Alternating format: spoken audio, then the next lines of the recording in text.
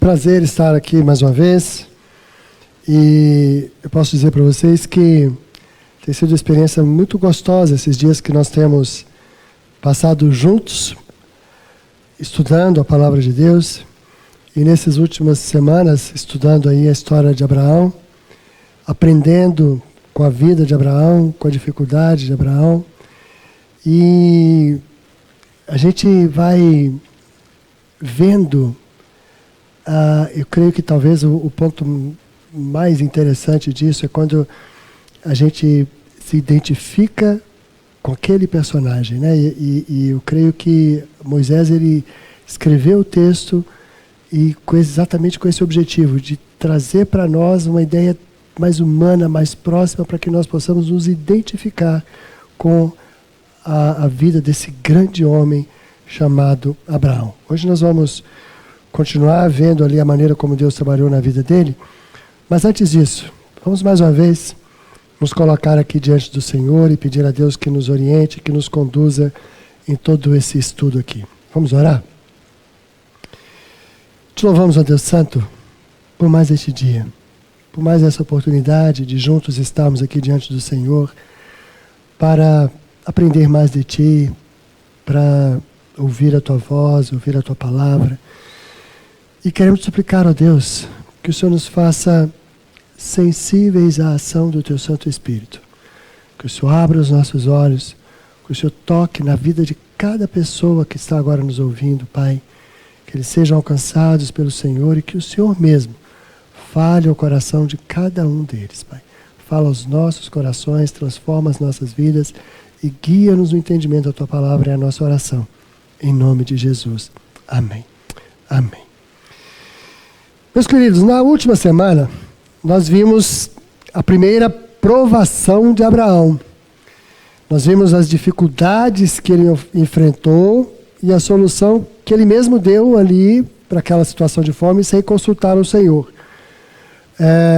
Vimos também que ele foi repreendido por um ímpio, passou vergonha, foi enxotado ali do Egito, a gente viu, mas ele humildemente aceitou a correção e se voltou para o Senhor, retomando a sua caminhada.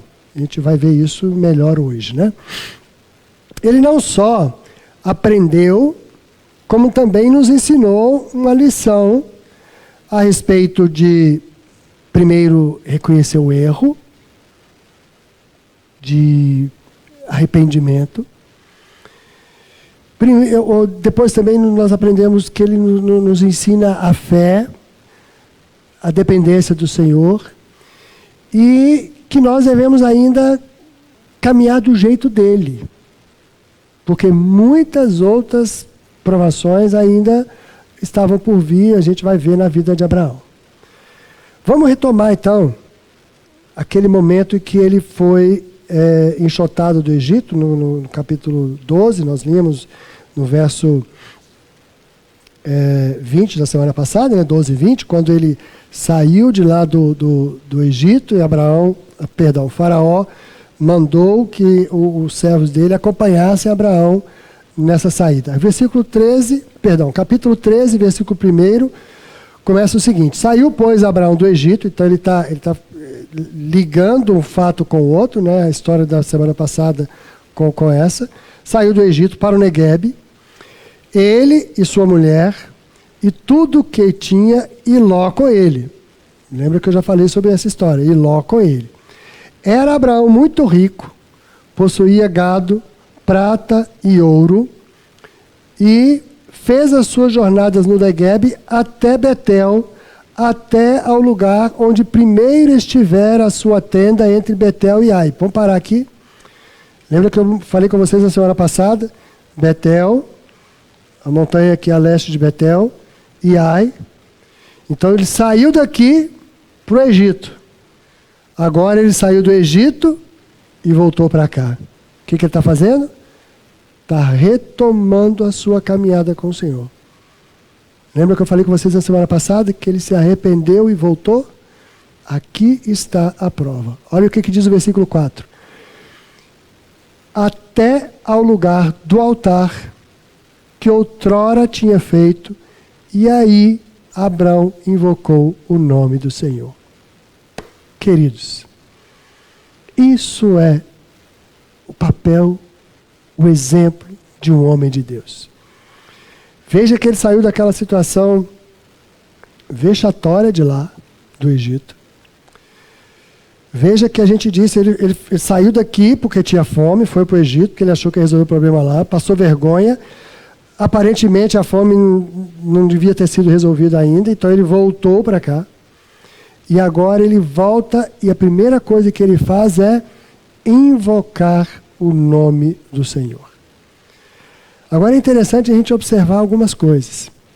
Abraão saiu do Egito muito mais rico do que entrou.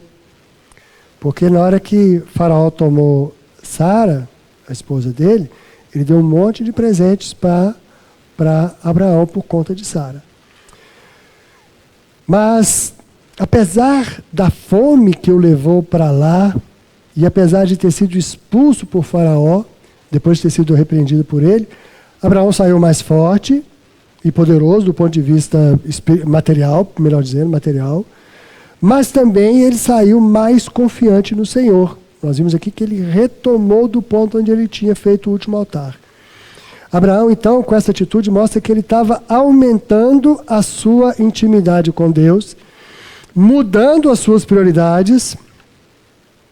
Então agora ele está pensando mais em Deus, colocando Deus em primeiro lugar, e estabelecendo novos valores de acordo com a mudança de entendimento que o Senhor ia dando a ele. E aqui eu quero chamar a atenção de vocês. O nosso relacionamento com Deus, ele vai mudando a maneira como a gente enxerga as coisas, enxerga os problemas, enxerga as soluções que nós podemos ter para esses problemas. Nós, como servos do Senhor, nós só devemos buscar solução para o problema dentro daquelas opções de solução que o Senhor nos dá. À medida que a gente caminha com Deus, Deus vai nos ensinando, Deus vai nos mostrando, Deus vai nos conduzindo, e nós vamos aprendendo algumas coisas e vamos guardando conosco. Os nossos valores vão sendo colocados aqui. No momento que a gente passa por alguma dificuldade, por alguma provação, por alguma situação crítica na vida, eu vou buscar a solução dentre essas coisas que eu aprendi com o Senhor. E certamente, se eu aprendi com o Senhor, certamente aqui não tem gritaria, aqui não tem violência, aqui não tem palavras chulas, aqui não tem humilhação do outro. Está vendo? Quando a gente para pensar naquilo que Deus vai nos ensinando, Deus vai nos mostrando, eu só posso usar como ferramentas de solução aquilo que Deus me deu. E é isso que mostra que eu estou caminhando com o Senhor. Porque se eu começo a usar outras coisas que não são estas que a palavra de Deus nos ensina e que nos dá, significa que eu estou com outra fonte de orientação. E a palavra de Deus diz que a gente não pode servir a dois senhores. Eu só posso ter um Senhor. E esse é o nosso Deus. Voltando agora para a história de Abraão. Vimos que ele, naquele primeiro momento, a primeira provação que ele aprendeu, que ele passou, e ele aprendeu com ela, foi um conflito, uma dificuldade externa, uma fome. E agora, na sua caminhada com Deus, ele vai passar por outros conflitos. E nós vamos ver que Moisés vai citando essas coisas e vai mostrando a maneira de Abraão lidar com esses conflitos. Agora, o próximo conflito que Abraão vai enfrentar é um conflito interno, dentro do seu clã. Lembra que nós falamos que era possível que a quantidade de pessoas com Abraão eram de centenas e que podia chegar até 1000 pessoas aproximadamente? Então agora, nós vamos ver que ele vai estar ali com esse povo todo e vai aparecer um problema. Só que a gente vai ver que Abraão agora tem uma visão diferente de como enfrentar as dificuldades. E ele está de frente agora com um novo problema. E esse novo problema agora vai fazer com que ele tome uma nova decisão, uma decisão diferente. E olha só, a primeira vez ele teve um problema decorrente da escassez, da fome. Agora, ele vai ter um problema decorrente da fartura. O que está acontecendo? Capítulo 13, versículos 5 a 7. Ló, que ia com Abraão, também tinha rebanhos, gado e tendas. Então, nós falamos que Abraão tinha lá o seu monte de gente com ele, e aí agora Moisés dá um destaque também para Ló. Ló também era grande, Ló também estava crescendo junto ali com Abraão. Diz o versículo 6, e a terra não podia sustentá-los para que habitassem juntos, porque eram muitos os seus bens, de sorte que não podiam habitar um na companhia do outro. Então, versículo 7, houve contenda entre os pastores do gado de Abraão e os pastores do gado de Ló. Nesse tempo, os cananeus e os ferezeus habitavam essa terra. Então, o que está acontecendo aqui? Nós vimos que tinha um problema de escassez, e aí agora Moisés coloca o seguinte, olha, Abraão tinha muita gente com ele, Ló também não era pouca gente, a terra não dava conta de sustentar todo mundo, e além dos dois ainda tinham os cananeus e os ferezeus. Então, assim, a situação estava complicada. Só que agora, Abraão tem uma nova visão, um novo jeito de tratar as coisas. Vamos caminhar devagarinho que a gente vai chegar lá. A gente vai ver aqui que Abraão e Ló saíram do Egito ricos, foram abençoados com alguns presentes que ganharam lá, né, coisas que eles conquistaram lá no Egito, com muito mais posses, isso acabou tornando então motivo de disputa entre eles. Eles cresceram, os pastores deles ficaram agora com muitas coisas para tomar conta, e não tinha mais jeito de eles conviverem juntos. Versículo 8 e 9. Disse Abraão a Ló. Então, Moisés apresentou o problema nos versículos anteriores, agora vamos ver a resposta de Abraão. Não haja contenda entre mim e ti, e entre os meus pastores e os teus pastores, porque somos parentes chegados. Acaso não está diante de ti toda a terra? Peço-te que te apartes de mim. Se fores para a esquerda, irei para a direita. Se fores para a direita, irei para a esquerda. Queridos, olha o que está acontecendo nesse exato momento.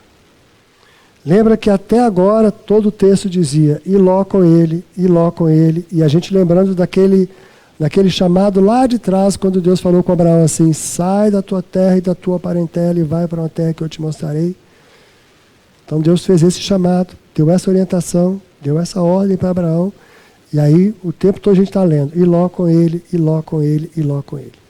Até que chegou um determinado momento em que, agora com a mesma dificuldade de escassez, não tinha como alimentar todo mundo, Abraão então fala para Ló o seguinte, ô Ló, eu agora vou seguir a orientação de Deus, meu amigo. Você segue o caminho que você quiser seguir. Se você for para um lado, eu vou para o outro. Você escolhe, e o que você escolher, eu sigo para o outro lado. O que significa isso de Abraão? Abraão percebeu o problema, tomou a iniciativa para resolver, porque ele queria seguir agora o Senhor, ele não queria mais fazer como ele fez lá no Egito.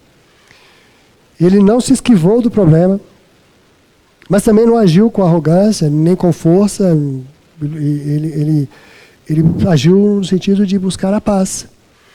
E para atingir esse objetivo, ele abriu mão dos seus direitos. Porque ele era tio de Ló, ele era a pessoa mais idosa e ele era o líder do clã. Então, é importante a gente entender isso que está acontecendo aqui agora, porque lá no Oriente, onde Abraão estava, os anciãos são tratados com muita honra, respeito e prioridade. Portanto, era direito de Abraão fazer a escolha. Se ele fosse olhar o seu direito, ele chegaria para Ló e falaria o seguinte assim: ô Ló, não dá para a gente ficar junto, você vai para lá, eu vou para cá. Ele não fez isso. Ele abriu mão desse direito porque os seus olhos não estavam nas coisas deste mundo. E aqui eu quero chamar a atenção de vocês, meus queridos. Aqui é que a gente vê o crescimento da fé de Abraão e da dependência de Abraão, desde aquele evento do Egito até aqui. E olha que ele não está maduro ainda. Nós vamos ver que outras coisas vão acontecer ainda. Abraão vai crescer muito mais ainda. Mas aqui a gente começa a perceber já que ele não toma a decisão lógica. Lembra que lá atrás ele tomou a decisão lógica? Ele não usa a sua experiência. Ele simplesmente abre mão do seu direito e entrega para Ló escolher. E aqui eu quero chamar a atenção de vocês, porque hoje nós temos o Novo Testamento, que nos traz luz, nos traz entendimento, nos traz muito mais clareza sobre tudo aquilo que aconteceu ali no Velho Testamento.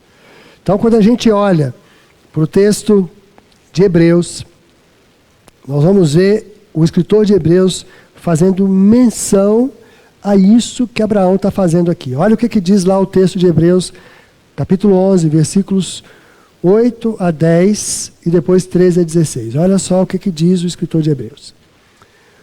Pela fé, Abraão, quando chamado, obedeceu, a fim de ir para o lugar que devia receber por herança, e partiu sem saber aonde ia. Pela fé, peregrinou na terra da promessa, como em terra alheia, habitando em tendas com Isaque e Jacó. Então ele já está falando, inclusive, já da vida depois, lá na frente, né?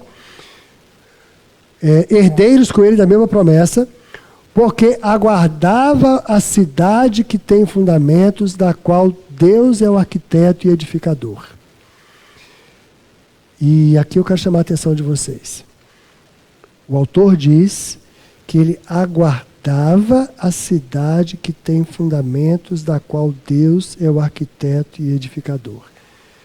Aqui a gente pode ver, meus queridos, antes de a gente continuar o texto, que quando ele diz que ele está aguardando uma cidade que Deus vai dar para ele, significa que ele não está de olho mais nas coisas aqui, mas ele está olhando para a promessa que Deus fez para ele.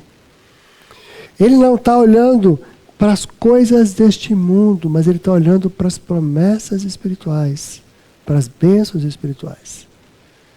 E aí o autor continua, o autor de Hebreus continua. Todos esses que ele citou, né? Abraão e os demais que ele cita nesse capítulo 11 de Hebreus, que é a galeria dos heróis da fé, né? Ele diz o seguinte: todos estes morreram na fé, sem ter obtido as promessas, vendo-as de longe e saudando-as e confessando que eram estrangeiros e peregrinos sobre a terra. Porque os que falam deste modo manifestam estar procurando uma pátria. E aqui eu quero chamar a atenção de vocês. Quem olha para as promessas do Senhor e fixa o seu olhar e deseja as coisas do Senhor e despreza as coisas desse mundo, mostra que tem algo maior, algo mais valioso pelo qual ele deve buscar. E aí o autor de Hebreus continua ainda no versículo 15, né?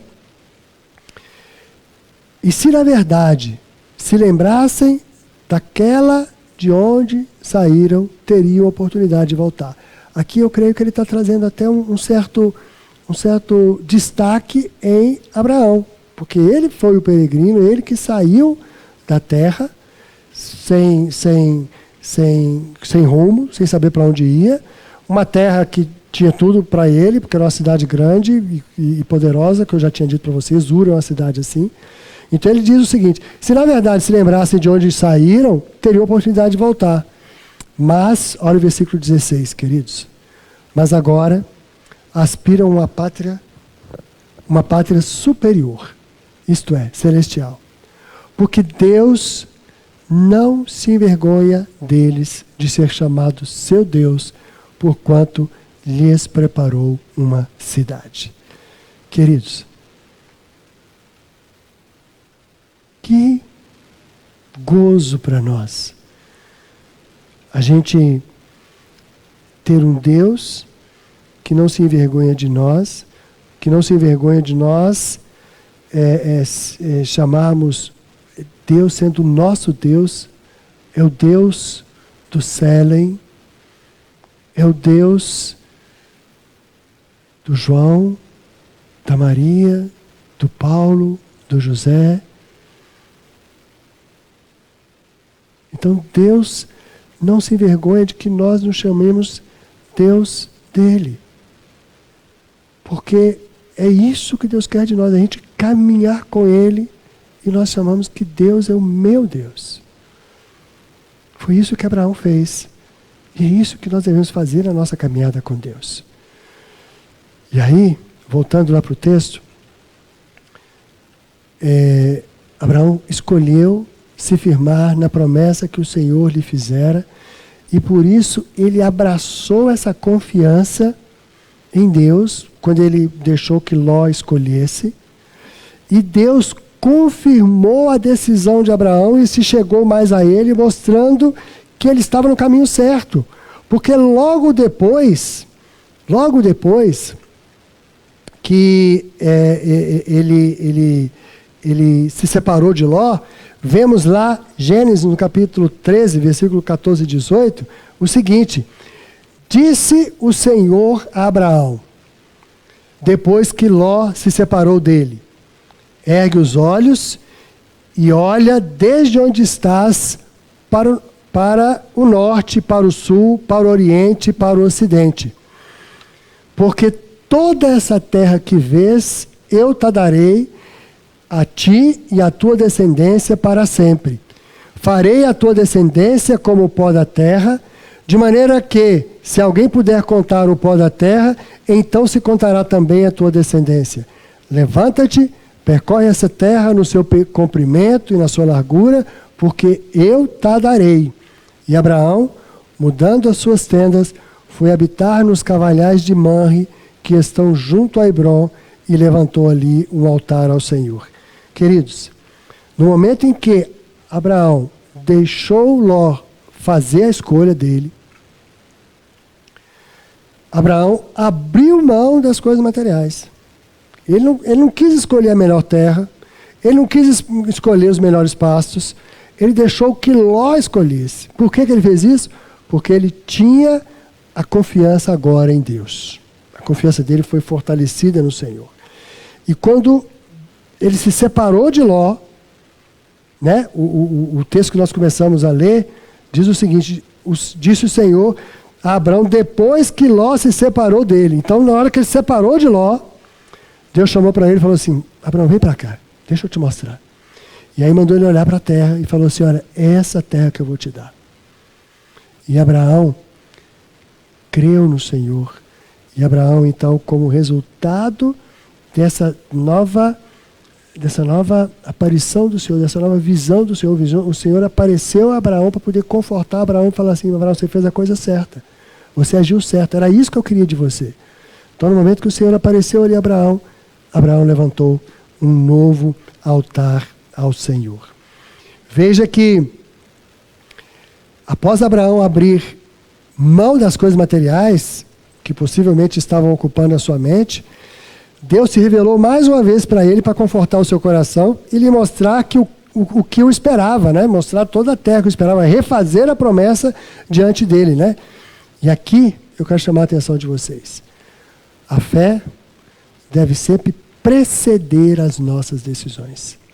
Veja que Abraão não fez nenhuma barganha com Deus, Abraão não exigiu nada, ele não tinha os seus olhos em coisas materiais, ele não aspirava nenhuma bênção, mas o que ele aspirava, o que ele desejava, era de estar com Deus. E Deus mostrou para ele a terra e reforçou a promessa e e reafirmou a promessa logo depois que ele se separou de Ló. Está vendo como é que é interessante a gente observar esses detalhes? Deus tinha falado com ele, sai da tua terra e da tua parentela. Então, no momento que ele saiu, Deus falou assim, cara, agora vamos junto. Vamos junto que você está crescendo, você está caminhando. E Deus renovou, então, a esperança no coração de Abraão. É importante a gente perceber que a caminhada de Abraão com Deus não o levou a alcançar a promessa, ele mesmo não conseguiu ver a descendência numerosa, ele não tomou posse da terra onde ele peregrinou. Então as bênçãos materiais, ele não as teve ali do jeito que o Senhor prometeu. Tudo que ele alcançou foi pela fé. Ele estava caminhando sem saber aonde ia, mas ia sempre confiando no Senhor. O texto que nós lemos em Hebreus diz o seguinte: Abraão obedeceu para ir para o lugar que devia receber por herança e partiu sem saber para onde ia.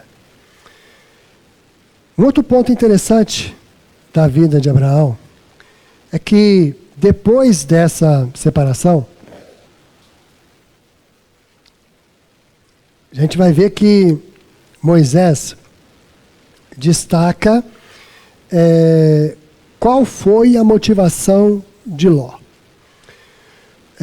Ló se encantou com a região da Campina do Jordão e armou as suas tendas naquela região até a cidade de Sodoma. Diz o texto lá em Gênesis, Moisés falando agora de Ló. Levantou os olhos, Ló os olhos, e viu toda a Campina do Jordão, que era toda bem regada, antes de haver o Senhor destruído Sodoma e Gomorra, como o jardim do Senhor, como a terra do Egito, como quem vai para Zoar. Então Ló escolheu para si toda a Campina do Jordão e partiu para o Oriente, e separaram-se um do outro. E habitou Abraão na terra de Canaã e Ló nas cidades da Campina, e armando as suas tendas até Sodoma. E aí Moisés ainda destaca aqui. Ora, os homens de Sodoma eram maus e grandes pecadores contra o Senhor. Queridos, é importante a gente ver aqui o seguinte. Moisés destaca que a Campina do Jordão era bonita e fértil, e ele diz aqui que ela era como o jardim do Senhor, como a terra do Egito. Então ele está dizendo o seguinte: aquela mesma motivação que Abraão teve, que o levou para o Egito, e de lá ele foi repreendido e voltou para o caminho, Ló teve essa mesma motivação para ir lá para a Campina do Jordão, lá nas regiões de Sodoma e Gomorra, porque era uma terra que lembrava a terra do Egito onde ele estava. Então, Ló fez uma escolha material. No momento em que ele fez a escolha, eles estavam num lugar alto, porque o texto começa o seguinte: Ló levantou os olhos e viu toda a Campina do Jordão. Então, Abraão viu junto com ele. E aqui eu quero chamar a atenção de vocês. Lembrem-se que quando Abraão tomou a decisão, pela lógica, pela experiência, por aquilo que ele entendeu que seria bom para o seu clã, ele foi parar no Egito e deu com os burros na água, mas ele reconheceu e voltou. E foi para o deserto de novo. Lá no deserto não cabia todo mundo, não estava dando para ficar todo mundo, porque era escasso tudo, né? Então ele falou: Ló, nós temos que separar. Ló tomou a mesma decisão que Abraão. Só que ele foi para um outro lado, onde era parecido com o Egito. O coração de Ló estava nas coisas materiais. O coração de Abraão estava nas coisas espirituais. E aí Deus, que era o sustento, a provisão de Abraão, e Ló procurou o próprio sustento com as suas mãos, com as suas posses, com a sua capacidade. Queridos, isso aqui nos ensina muito a respeito das nossas decisões. que a gente faz com a nossa motivação, o que nos leva a tomar as decisões. E Moisés ainda coloca mais uma informação que complica um pouco mais a decisão de Ló. Moisés destaca que, a despeito da campina do Jordão ser bonita e fértil, ele diz que os moradores de Sodoma ficavam naquela mesma campina, naquela mesma região, mas ele diz, eram maus e grandes pecadores contra o Senhor. Mas mesmo assim, encantado com a beleza da região, Ló foi morar lá. Depois de um tempo morando lá, houve uma guerra e Ló foi levado cativo. Aqui nós vamos caminhar um pouco mais rápido aqui, para a gente não entrar nos detalhes dessa guerra, porque eu quero chamar a atenção de vocês sobre o resultado dessa guerra. Mas, aqui, a gente vai ver uma outra informação muito importante. Quando Abraão tomou a decisão de deixar Ló escolher, ele não ficou com nenhum receio, nenhum sentimento de perda, nenhum sentimento de inveja, porque Ló foi para uma região boa, bonita e fértil, e ele não se sentiu prejudicado porque Ló escolheu o melhor e ele ficou com o pior. Por que eu posso dizer isso para vocês? Porque vamos ler agora o texto de Gênesis 14, versículos de 8 a 12. Olha o que diz aqui, que Moisés nos diz. Então, saíram os reis de Sodoma e Gomorra, de Admá, de Zeboim e de Bela, esta é Zoar, e se ordenaram e levantaram batalha contra eles no vale de Sidim.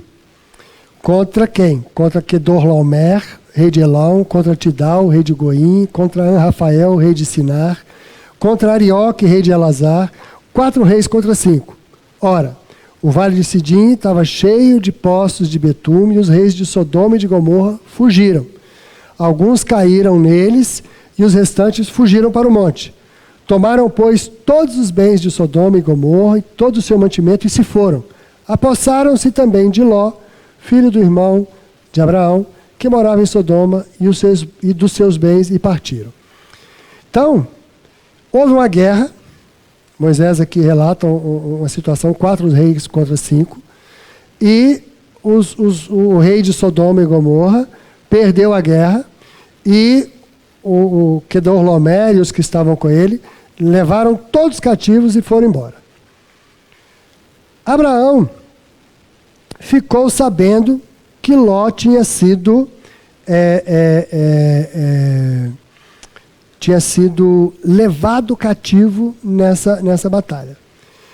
E mostrando que não tinha ficado nenhum ressentimento por causa da contenda dos pastores, né, quando eles se dividiram, ele saiu em resgate de Ló. Então, nesse relato, Moisés destaca algumas coisas importantes que aconteceram ali. Então, a primeira coisa que a gente já viu é que Abraão não guardou ressentimento nenhum, e ele, quando ficou sabendo que Ló tinha sido preso, ele foi lá resgatar Ló. E aí Abraão voltou vitorioso dessa batalha, trazendo de volta para casa todos os prisioneiros, os seus bens. E nesse retorno, a gente vai ver uma outra característica de Abraão que nós vamos aprender com ele aqui agora, porque ele se encontra com um personagem enigmático. Diz Moisés, no relato lá de Gênesis, capítulo 14, 17 a 20. Olha o que nós vamos aprender aqui agora. Então, após voltar Abraão de ferir Quedorlaomer e aos reis que estavam com ele, saiu-lhe a encontro o rei de Sodoma, no vale de Savé, que é o vale do rei, e Melquisedeque, rei de Salém, trouxe pão e vinho, era sacerdote do Deus Altíssimo. Abençoou ele a Abraão e disse: bendito seja Abraão pelo Deus Altíssimo, que possui os céus e a terra. Bendito seja o Deus Altíssimo, que entregou os teus adversários nas tuas mãos. e de tudo lhe deu Abrão o dízimo. Esse texto, ele parece um pouco desconexo com a história que a gente está contando aqui. Porque quando Abraão volta da batalha contra Quedorlaomer venceu a batalha, levou todo mundo cativo, prendeu lá, levou todos os bens e as pessoas. Abraão juntou algumas pessoas com ele, mais alguns amigos, e foram e trouxeram todo mundo de volta. Moisés diz que o rei de Sodoma lhe saiu ao encontro.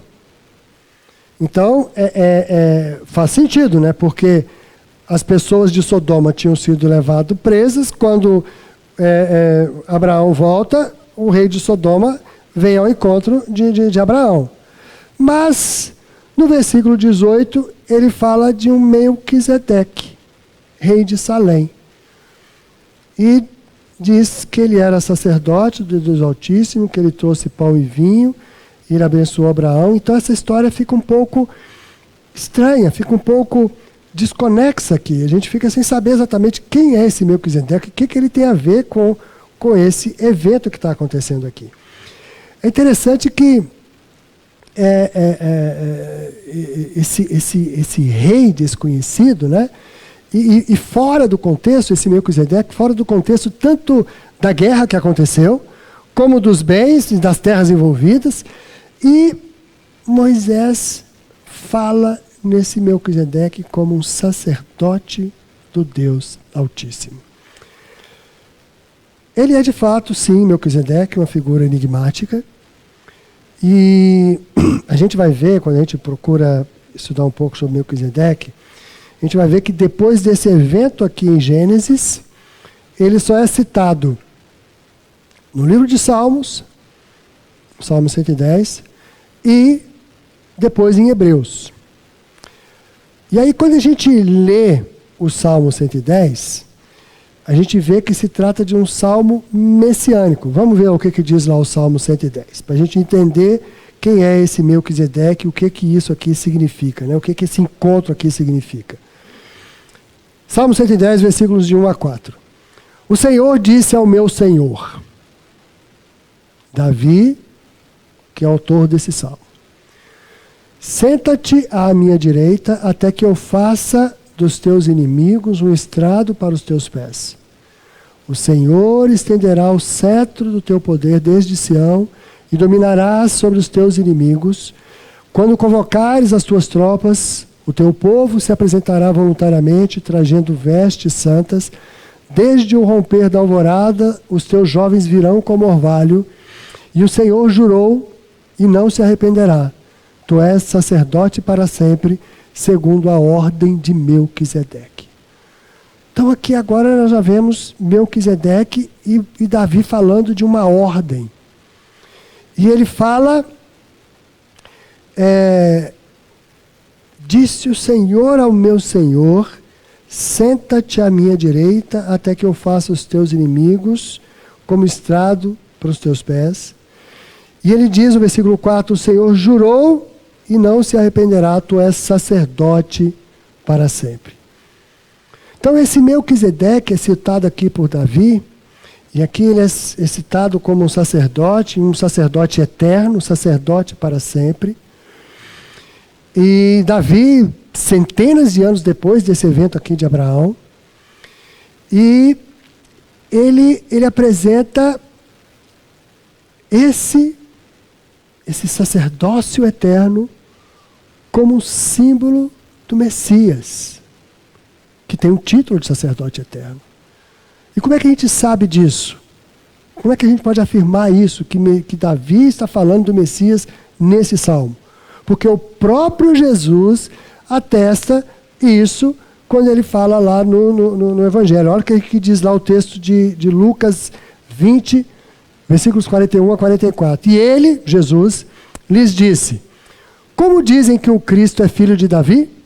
Visto como mesmo Davi diz no livro dos Salmos, então Jesus está citando aqui que Davi diz no livro dos Salmos, então Jesus está dizendo que Davi é o autor desse livro e ele agora vai citar o que Davi falou, que foi exatamente o texto que a gente leu. Disse o Senhor ao meu Senhor: assenta-te à minha direita, até que eu ponha os teus inimigos por escabelo de teus pés. E aí Jesus completa: se Davi lhe chama Senhor, como ele é seu filho? Então aqui Jesus está dizendo que Davi estava falando do Messias naquele salmo, e ali naquele salmo ele está apresentando o Messias como sacerdote eterno, e Davi completa: segundo a ordem de Melquisedeque. E é interessante que nós vamos caminhar um pouco mais em cima disso, mas eu quero voltar ali para o relato de Moisés. Moisés relata nesse encontro especial que esse Melquisedeque simplesmente apareceu, porque ele é citado ali, depois não aparece mais menção a ele. Mas ele cita que Abraão reconheceu a autoridade de Melquisedeque. E Moisés também nos revela que esse personagem é rei e sacerdote. Então, como a gente tem hoje a revelação completa da palavra de Deus, quando a gente vai na Epístola aos Hebreus, a gente vai entender melhor o que representou esse encontro de Abraão com Melquisedeque. Olha o que diz lá o texto de Hebreus, capítulo 7, versículos 1 a 3. Porque esse Melquisedeque, que era rei de Salém, sacerdote do Deus Altíssimo, e que saiu ao encontro de Abraão quando ele regressava da matança dos reis e o abençoou, a quem Abraão também deu o dízimo de tudo, e primeiramente por interpretação, rei de justiça, e depois também rei de Salém, que é rei de paz, sem pai, sem mãe, sem genealogia, não tendo princípio de dias nem fim de vida, mas sendo feito semelhante ao Filho de Deus, permanece sacerdote para sempre. Olha só. O escritor de Hebreus olha para aquele evento e ele diz o seguinte: Moisés apresenta Melquisedeque e Moisés não diz a genealogia de Melquisedeque. Então, como é alguém que é um servo do Senhor e que adora o Deus Altíssimo, é sacerdote do Deus Altíssimo, a gente observa no livro de Gênesis que todos aqueles que são adoradores do Senhor, que fazem parte do projeto de revelação de Deus, Moisés começa com a genealogia. Então ele começa contando de onde veio essa pessoa. Melquisedeque não. Melquisedeque, ele não cita a genealogia de Melquisedeque. E o escritor de Hebreus interpreta esse fato dizendo que isso simboliza a eternidade do nosso Senhor Jesus. Olha o versículo 3, o que diz o versículo 3? Sem pai, sem mãe, sem genealogia, não tendo princípio de dias nem fim de vida. Então, como Moisés não citou aquilo ali, era como se ele foi a figura de Melquisedeque no texto de Gênesis. Ele é feito semelhante ao Filho de Deus porque ele permanece sacerdote para sempre, porque ele não teve nem início nem fim. A genealogia, ela sempre trabalha com aquela ideia, né? Nasceu, viveu tanto tempo, teve um filho, teve filhos e filhos e morreu. Melquisedeque não aparece nessa consideração. Então, o escritor de Hebreus, e a gente tem que ver aqui a inspiração do Espírito Santo, quando o Espírito Santo ilumina o escritor de Hebreus, para ele olhar para esse evento histórico, e ao olhar para esse evento histórico, o coração dele se arde, se inflama com a revelação do Espírito Santo, e ele vem e nos brinda com essa preciosa informação aqui. E aqui ele continua dizendo o seguinte, no versículo 4. Considerai, pois, quão grande era este, a quem até o Abraão deu o dízimo dos despojos. E aqui eu quero parar com vocês, meus queridos. Olha só. O escritor de Hebreus, ele está fazendo aqui um paralelo, e a epístola toda, eu vou ter que ser bastante breve aqui, porque não dá para a gente entrar no detalhe aqui. Ele está mostrando que Jesus é de fato o nosso Salvador. o escritor de Hebreus ele vai mostrar que Jesus é Deus, que Jesus é sacerdote, que ele é de fato o que ele disse que era. E ele está mostrando que ele é maior do que Abraão, porque ele está escrevendo isso para os hebreus, e os hebreus estavam dizendo que Abraão é que era maior de todos, né? E aí, o escritor de Hebreus, então, começa o versículo 4 dizendo o seguinte: considerai, pois, quão grande era esse Melquisedeque, a quem até o patriarca Abraão deu o dízimo dos despojos. E aí ele continua no versículo 5. E os que, dentre os filhos de Levi, recebem sacerdócio, têm ordem, segundo a lei, de tomar o dízimo do povo. Então, olha, vamos ver o entendimento que está sendo colocado aqui. Todo sacerdote é da tribo de Levi. Isso é da lei. Moisés, quando estabeleceu a lei, ele disse que todos os sacerdotes, todos os que serviriam no templo, seriam da tribo de Levi.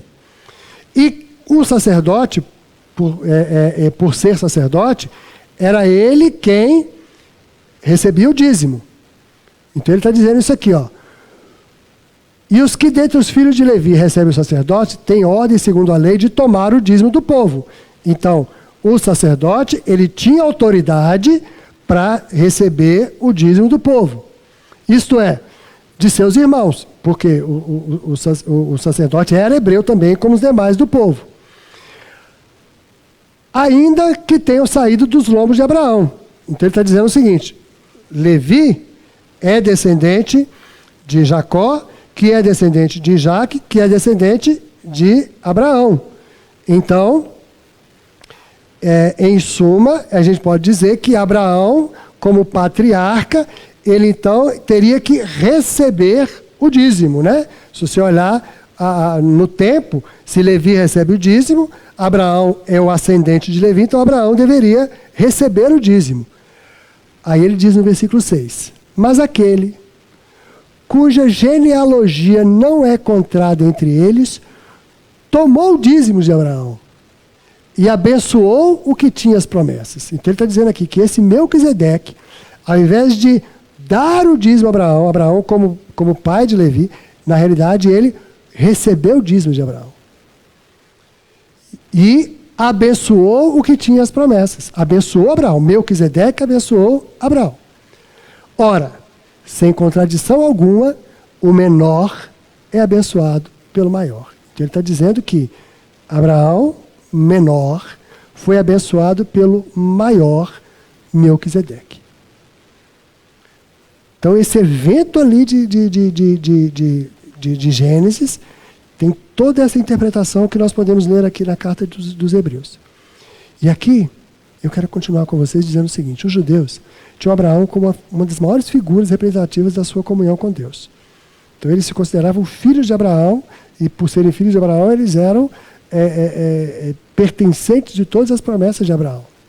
No entanto, o escritor de Hebreus diz que Melquisedeque, representando o Messias, que é rei e sacerdote, abençoa Abraão.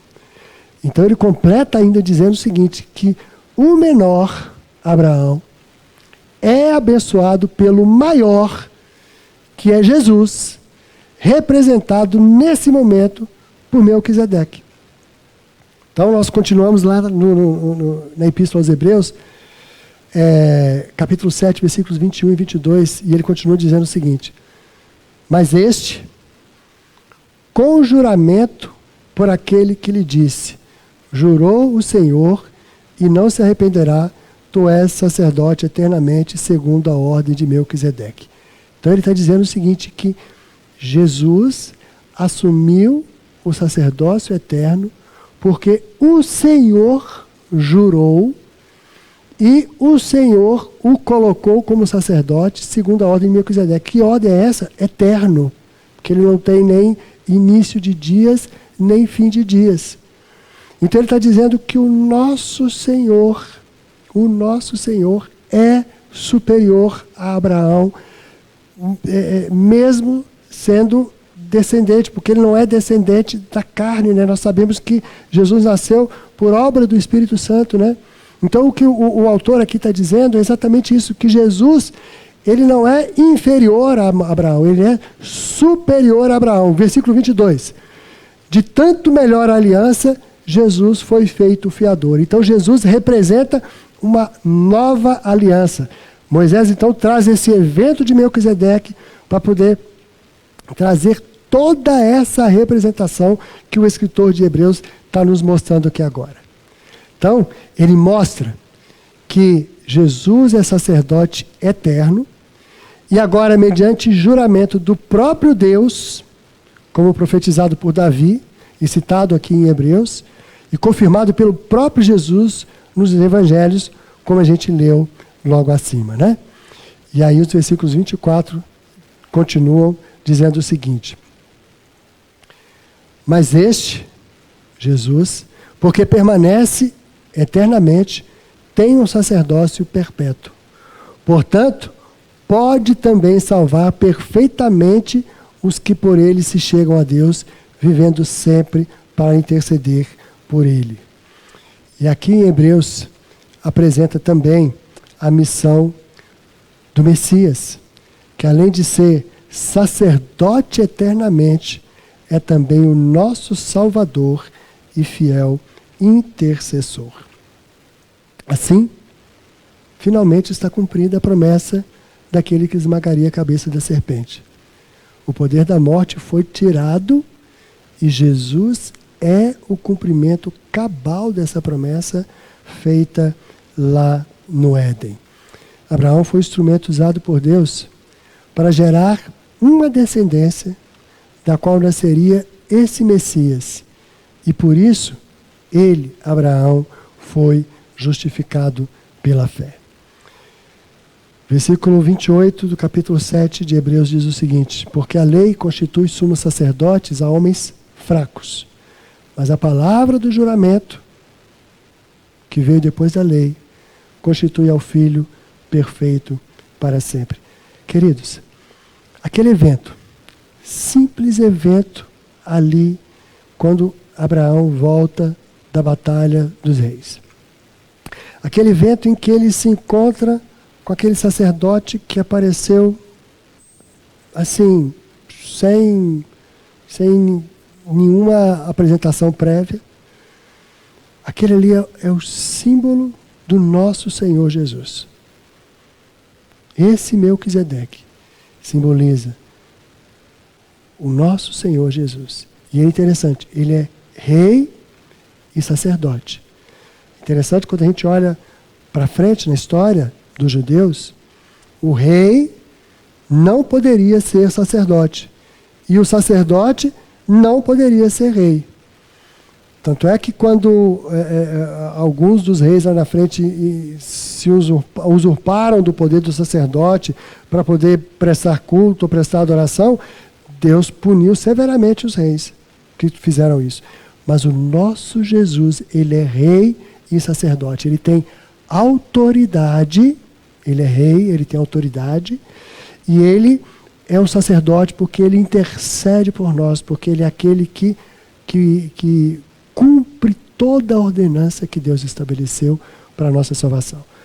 Queridos, o tempo é curto, as questões são tão profundas, mas a minha oração é que o Espírito Santo confirme no coração de vocês aí e apresente para vocês essa verdade. O nosso Jesus, ele é o nosso Salvador. O nosso Senhor Jesus, representado ali naquele momento por aquele sacerdote, ele é maior do que Abraão. Ele é maior do que a lei. Ele é maior do que a descendência da carne. É algo que é dos céus. Vocês veem que a história de Melquisedeque, ela é simplesmente um hiato ali naquele evento de Abraão para falar do nosso Salvador Jesus. Então esse é o momento mais precoce ali, depois daquela promessa de Deus lá em Gênesis, que a gente tem aqui a presença do Senhor Jesus ali no Gênesis. O objetivo de toda a revelação de Deus. Queridos, que esse Jesus seja também o seu Salvador, o seu Senhor, da sua vida e da sua casa. Amém? Na semana que vem, nós vamos dar um desfecho nessa história de Abraão e mostrar mais algumas informações claras aqui que Moisés está nos trazendo. E eu quero ver se eu consigo fechar aqui na semana que vem para a gente poder entender o que mais que representa para nós a figura de Abraão e os eventos que Abraão viveu ali naquela história. Então a minha oração, que Deus fale e confirme no coração de vocês a sua palavra e que Ele conduza vocês na leitura dos textos bíblicos e que Ele abra o coração de vocês para tudo isso que está sendo dito aqui. Amém? Vamos orar mais uma vez? Pai de amor, eu te agradeço, meu Deus, pela tua presença conosco, pelo teu carinho, pelo teu cuidado e por tudo aquilo que o Senhor nos tem revelado, Pai. Te agradecemos porque tu és o nosso Deus e o nosso Senhor e te suplicamos a tua direção sobre as nossas vidas. Ensina-nos a depender mais de ti, ensina-nos a caminhar contigo e fala ao nosso coração sempre, Pai. Nós oramos agradecidos em nome de Jesus. Amém. Amém.